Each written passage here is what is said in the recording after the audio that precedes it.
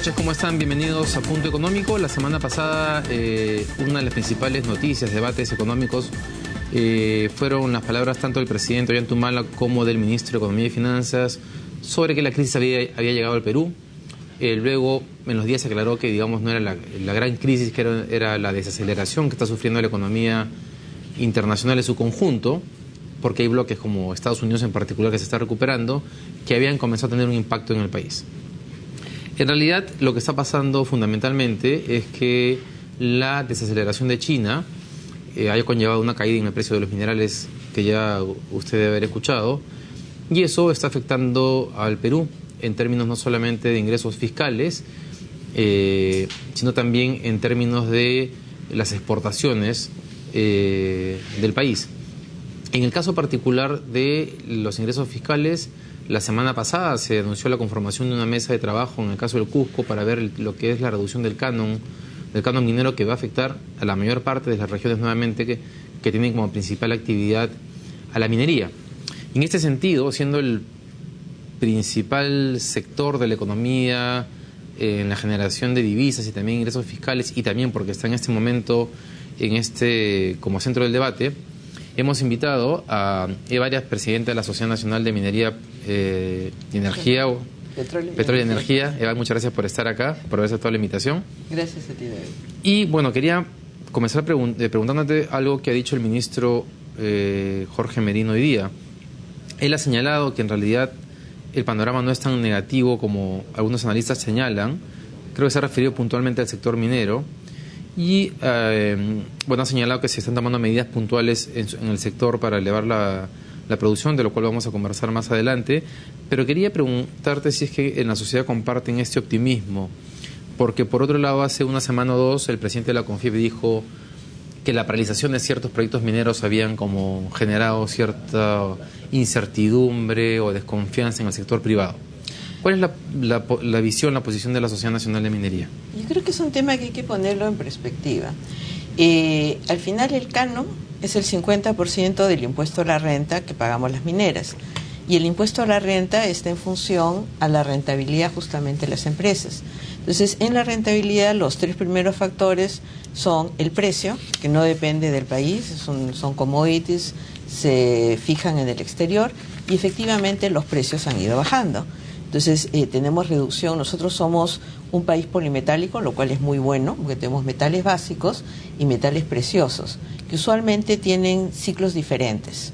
Entonces, cuando normalmente están los metales básicos en buenos precios, los preciosos, que son de refugio ante amenazas financieras, están en bajos precios.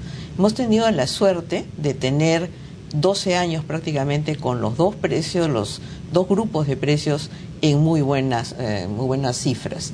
Entonces, ¿qué está pasando ahora? Efectivamente, como tú acabas de mencionar, la economía externa, lo que está ocurriendo ha ocasionado que estos precios bajen.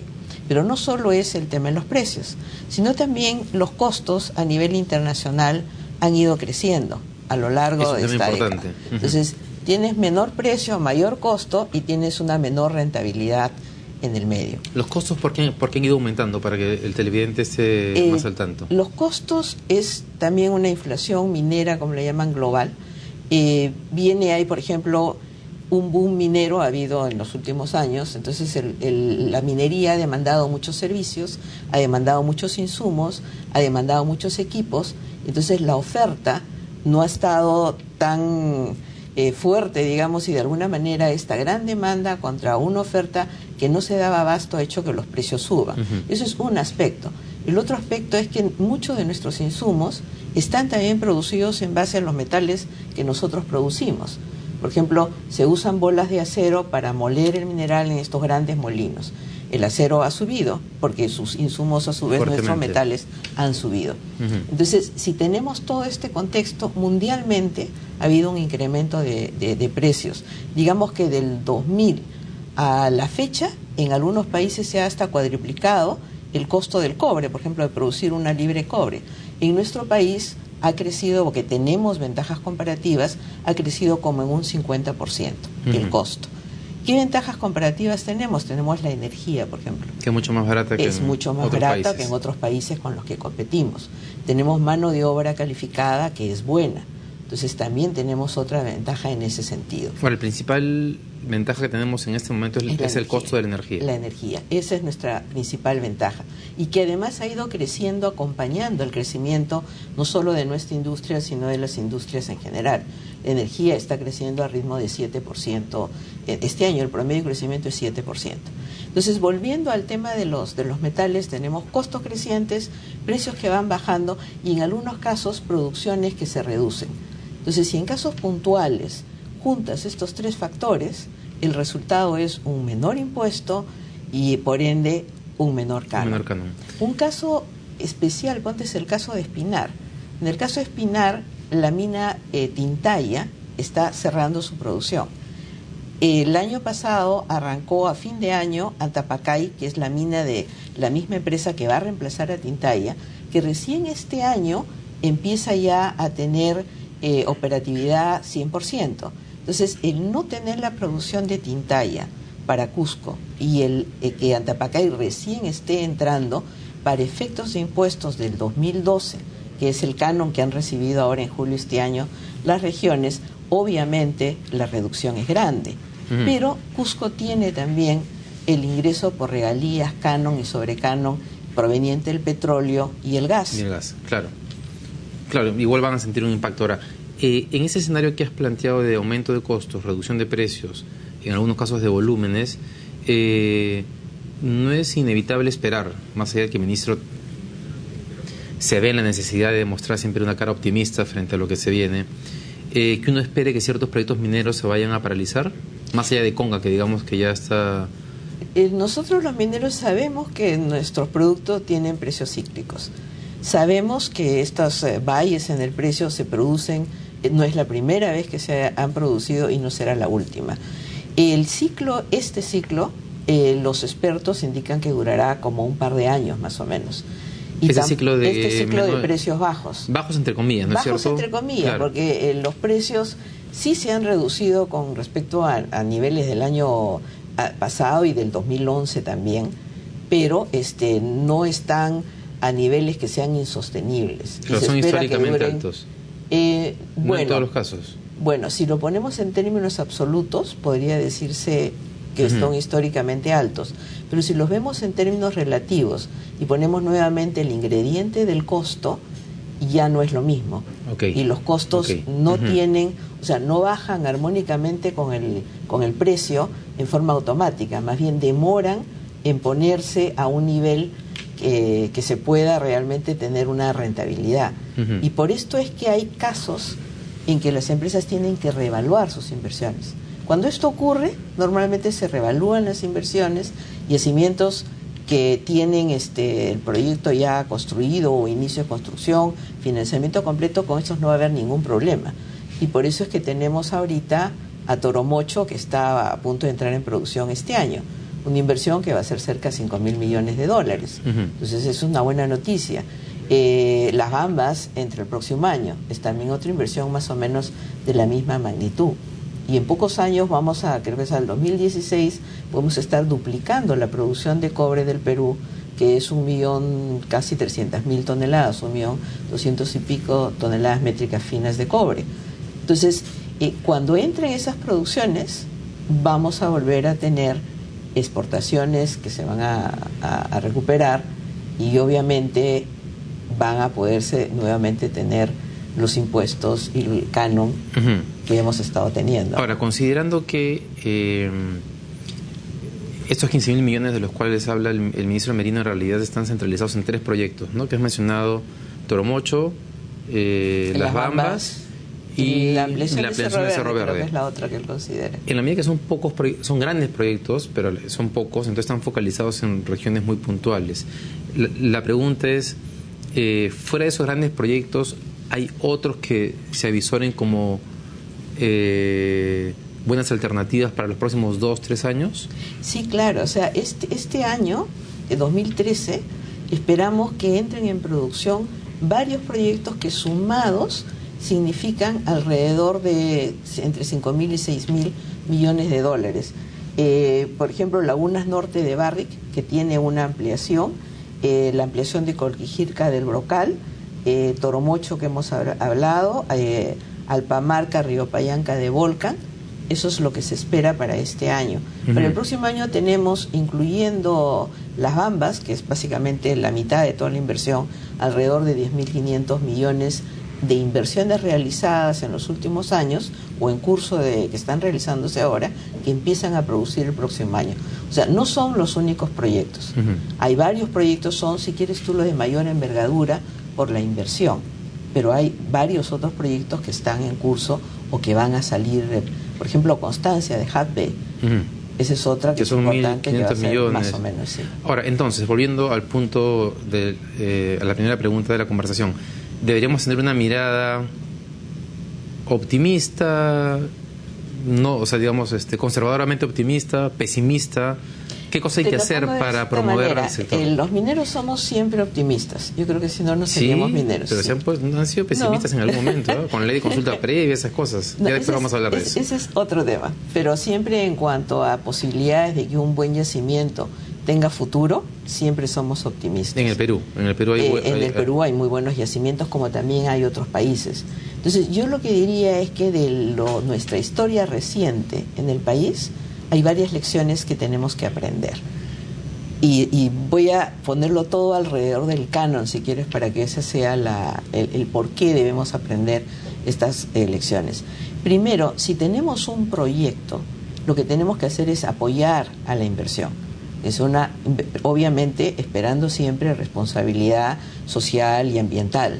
No estamos pidiendo ninguna otra cosa diferente, pero sí que se apoya la inversión, porque esa inversión va a significar el desarrollo de la región, va a significar justamente que no haya los baches que estamos viendo hoy día por una reducción en la entrega del canon y muchas regiones preocupadas de cómo concluyen sus obras. La otra lección que tenemos que aprender es de que somos un país minero, pero tenemos que aprender a utilizar muy bien los recursos que genera la minería. Entonces tenemos varios millones, creo que tú mencionaste como 10.000 millones. Hay gente que dice que son 4.000 millones que están todavía guardados de canon de años anteriores. Entonces es importante la capacitación de las regiones en un uso efectivo y eficiente de esos recursos. Y que eso sea recursos que sirvan para satisfacer las necesidades básicas de la población. O sea, no puede ser que no tengamos agua y desagüe en muchos de los lugares donde se desarrolla minería y también en donde no se desarrolla minería. Entonces tenemos que aprender a satisfacer primero las necesidades básicas y después las de diversión, las suntuarias, como cualquier familia. O sea, esa es otra lección que tenemos que aprender ahora. Y en esa mirada en perspectiva un poco histórica, una autocrítica como gremio. Digamos, hemos pasado, ahora el tema está centrado en la caída de los precios, las exportaciones, la reducción del cano, que en un contexto de elección regional el próximo año va a generar manipulación política y posibles demandas hacia el gobierno central. Pero hasta hace un año, digamos, la preocupación era sobre todo los conflictos sociales, la ley de consulta previa. Ustedes como gremio han hecho como una autoevaluación, autocrítica respecto a cuál ha sido el rol, el papel, su responsabilidad, si se quiere, en que se llegara al punto al cual se llegó en algún momento. Bueno, hay un tema, los conflictos sociales era lo que yo me refería cuando tenemos que apoyar la inversión, es decir, no deberían haber conflictos sociales que impidan que las inversiones se den. En cuanto a nuestro rol o participación en los conflictos sociales o cómo prevenirlos, si quieres, lo que normalmente hacemos es realmente tener una interacción, una relación desde que llegamos a cualquier lugar directa con las poblaciones del lugar. Pero eso está pasando ahora, digamos. No, siempre ha pasado. Siempre. Es algo que siempre hemos hecho, es parte, si tú quieres ponerlo, de nuestros protocolos, y cuando no habían las cosas tan reguladas como están ahora, también era parte de nuestras prácticas. Por ejemplo, es una costumbre, o sea, tú no puedes llegar a un lugar donde donde tienes la expectativa de iniciar una operación minera, encontrar poblaciones y sencillamente hacer de cuenta que no existen. Entonces, por ejemplo, bajo esa mirada, Conga, ¿por qué no fue? ¿La población perdió la cabeza? Si tú recuerdas, cuando se hablaba de Conga, se hablaba mucho del daño ambiental que podría hacer Conga sobre todo en la parte hídrica. Sí. Y recuerdas que vinieron expertos. Sí, y claro, recuerdas que las conclusiones de los estudios no coincidían. Entonces, al final, por lo menos la interpretación que tengo yo, y como yo muchas otras personas, es que eso fue un tema político. Y con el devenir de los meses se ha ido viendo que efectivamente hay un ingrediente político muy alto en el tema. Sí, yo también creo que hay un tema político. Ahora, en el momento de Conga, de todos los reportajes que se hicieron, y de repente uno no le presta mucha atención a estas cosas, a mí me llamó uno en particular que salió en un programa dominical, que había llegado hasta las poblaciones más cercanas al proyecto. Y una señora, bien digamos, de la sierra rural, como estaba vestida, en el castellano que manejaba, dijo una cosa muy sencilla, pero que creo que es muy importante. Ella decía algo tan sencillo como que todos los días pasaba el bus que llevaba a los trabajadores a la mina y su hijo tenía que caminar al colegio kilómetros y no le podían hacer el favor de que ese niño suba a ese bus. Y eso me hizo recordar, es un detalle, de eso se quejaba ella, no de la laguna ni nada por el estilo.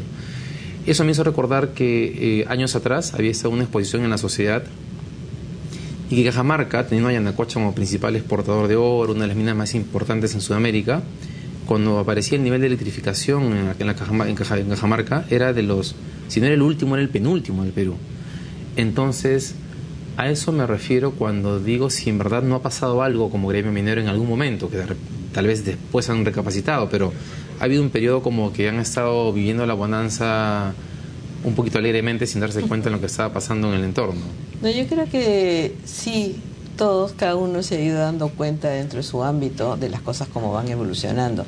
A lo que te refieres tú en la dificultad de recoger pasajeros en la carretera para trasladar a alguien de un lugar a otro, sí, eso es cierto y es por temas de seguridad.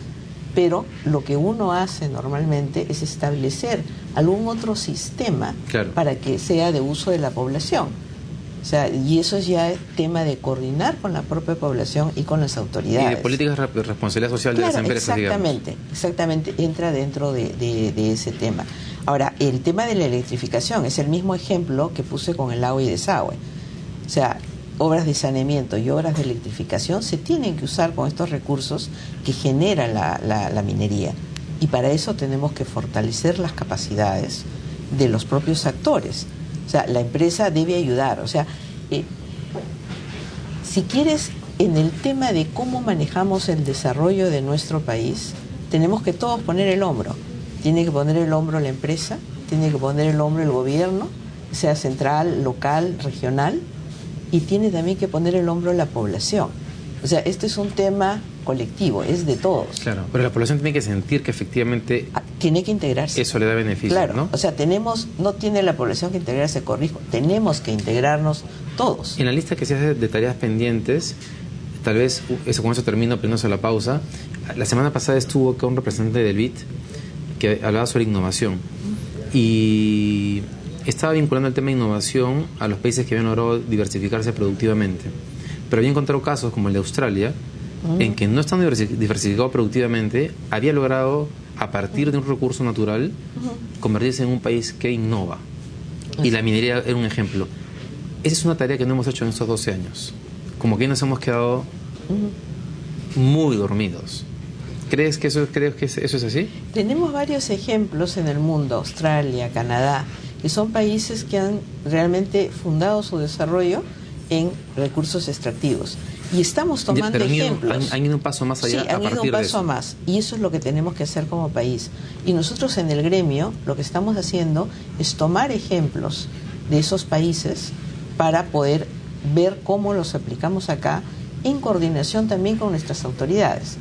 O sea, ese es un tema en el cual nosotros, por supuesto, queremos participar y somos muy proactivos en el tema, pero tenemos que hacerlo en conjunto con las autoridades, porque es tarea de todos. Y hay muchos modelos muy buenos para ver tanto en Australia como en Canadá. Bien, vamos a ir a una pausa y cuando volvamos vamos a conversar sobre qué hacer con el tema del canon. Se ha hablado de crear un fondo de estabilización para las regiones más afectadas con la caída del impuesto a la renta y del canon, y para conversar también a raíz del tema de los conflictos sociales sobre el tema de la ley de consulta previa. Vamos a la pausa y volvemos.